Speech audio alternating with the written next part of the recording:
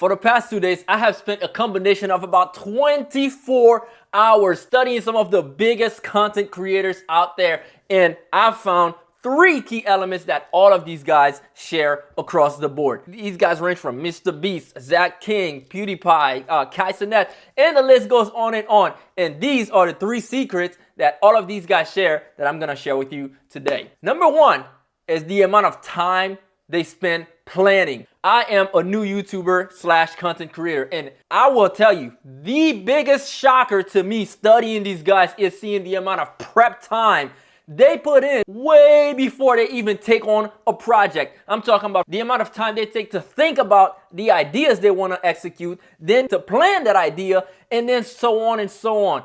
It is shocking to me hearing that some of these guys say they spend days and sometimes weeks trying to craft one idea, and then how the idea can go from one phase to another phase until they finally get it in front of you, the viewers, of what you're seeing. That to me was something as a new content creator I was never aware of. For me, I'm kind of just like, hey, you know what? This idea just came to me. Whip out the camera and let me just start talking about it. So I would definitely say that is one of the biggest lessons that I've learned from these guys, and it actually shows. It shows from every little detail you see in their videos. It's everything is thought out, scripted, planned out way before they execute an idea. And I think that's where a majority of people go wrong, where we like to just kind of act. We don't take the time to plan, to think about what is the best way to say this. We don't take the time to rehearse, to practice. Even for something like thumbnail, if you ever hear Mr. Beast talking about the amount of time they put into crafting and creating the thumbnail and the title. So that right there is a huge takeaway that every big content creator is doing. Number 2 is every one of these guys had such a crazy amount of confidence in themselves and where they saw themselves going that it was delusional. If you go back and watch some of the first Mr. Beast video, the first Kai Cenat video, or the first Speed video, you will see where these guys started. They were literally people just like you and I. They were literally regular people who just had an idea. And then, for whatever reason, they actually had a crazy belief that they can achieve that vision they have in their head. It is the coolest thing for me to go back and watch these guys from the early days, way before they blew up to be what they are today, because that right there gives me an inspiration to say, when I'm hearing these guys talk from these early videos and they're saying like, no matter what they're going through, they're not gonna give up. They just gotta keep going.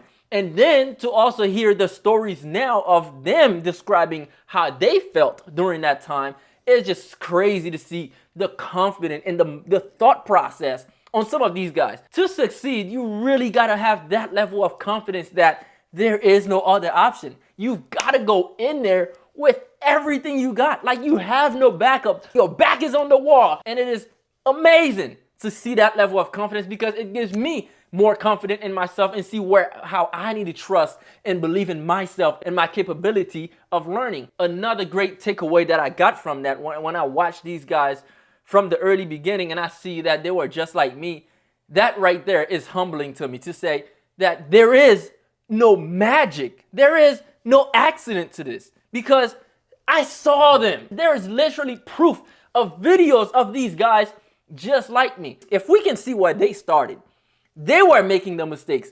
They had the terrible voice. They had the terrible mic, the terrible video quality. Well, people like you and I, we can learn the game. It's not magic, but it's actually something that is learnable. We can learn it, we can adapt to it, and we can grow into that. That, I don't know about you, but that to me is so encouraging and empowering to know that I actually have a shot. When you look at those people who are already polished, those people who were already like just balling from the jump, it's hard for you to connect with those people, because you're like, well, you know, those are the people who got lucky. But when you see somebody who started where you got started, it's hard for you to look at them and be like, that was because of luck. No, because you can go back and see the track record that these guys literally just did the work.